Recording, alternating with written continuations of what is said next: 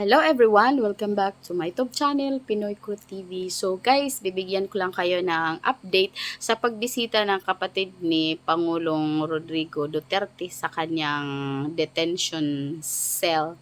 So, ayan, sinasabi niya na sa loob pala ng detention center ay bawal pag-usapan yung tungkol sa kaso kasi bawal daw yun. So yung kanilang pinag-uusapan dun ay tungkol sa kanilang pamilya, tungkol sa election, yung pagkakapanalo, yun ang kanilang pinag-uusapan dun sa loob kasi nga bawal, hindi pwede.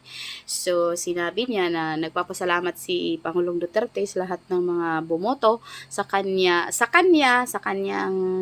mga anak, sa kanyang mga apo at sa kanyang inendorso na mga senatorial candidates. Yun nga lang, very sad kasi sa 10 sa kanila ay 3 lang yung nakalusot. Maliban doon kay Amy at saka kay Villar, kay Cynthia na inendorso naman ni VP Sara. So, ganun pa man, ay nagpapasalamat siya at ang mga Duterte daw, ang mga anak niya ay nagpaplano na daw ng isang tawag nito, ride, pagpapasalamat, celebration, Thanksgiving, yun, Thanksgiving sa Davao. So, ayan, itong kapatid ni Tatay Diggs ay gwapo din siya, matangos yung ilong niya, at saka sila lahat ay mga galing mag-English. So, ayan, pakinggan niyo po ang video. Ang video ito ay galing po ito kay Alvin in Tourism.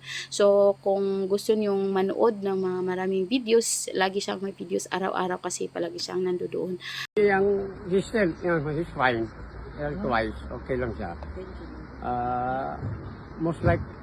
Mostly ang among istoryahan is family affair.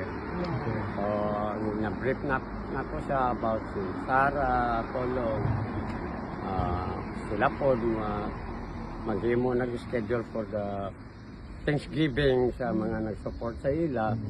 So, nalipay siya. Ang kuha na lang ngong kong naaga pong kay mga supporter sa gawas, dili yan na sila mundang. Bisang saong ko na nga. Di lang man ko bisag maka li ang makanga. So, ang gipabot nga na salamat lang yun daw sa inyong undying support sa iya. So, mubawi ra daw siya og if ever maka kawan. Ato sakto naman sir, dili niya kinanglan mo bawi kay kami na ang nagabawi para sa iya ha. Pasabot siguro niya sa bawi in appreciation. Yes. Sa inyong kwan. Pasalamat na ayo sa iya sir, na siya makauli within this month. Kasi nanalo Dili, wala ni kag-discussion na because you are not allowed to talk about the merits of it. Yes. Madali, wala mi kang istorya. Basta ang kwan niya, akong pagkaipaw, the lawyers are working on it. Pero the policy is not within sa jurisdiction.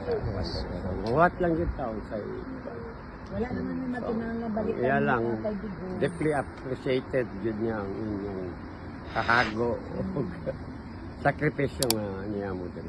Okay, maraming salamat po at bye-bye!